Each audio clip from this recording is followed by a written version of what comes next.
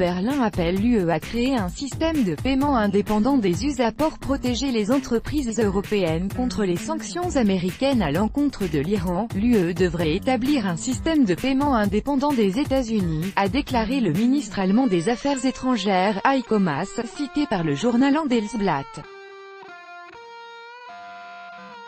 Le ministre allemand des Affaires étrangères, Heiko Maas, a exhorté l'UE à mettre en œuvre un système de paiement qui ne dépendrait pas de Washington, et à créer un fonds monétaire européen, selon un article du journal allemand Handelsblatt, publié ce mardi.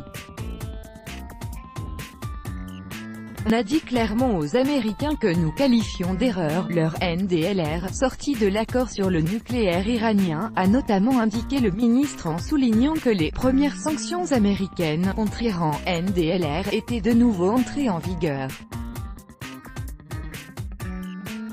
Et d'ajouter, c'est pourquoi il est nécessaire de renforcer l'autonomie européenne en établissant des canaux de paiement indépendants des États-Unis, un fonds monétaire européen et le système indépendant SWIFT. Heiko Maas a en outre appelé les Européens à intervenir en tant que contrepoids aux États-Unis, lorsque les autorités américaines franchissent la ligne rouge.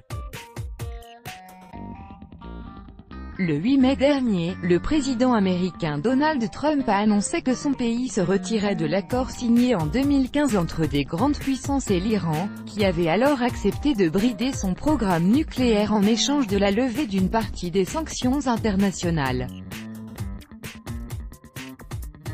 Les États-Unis ont ainsi décidé de rétablir leurs sanctions visant l'Iran ainsi que les entreprises ayant des liens avec Téhéran qui ont jusqu'à 180 jours pour se retirer du pays.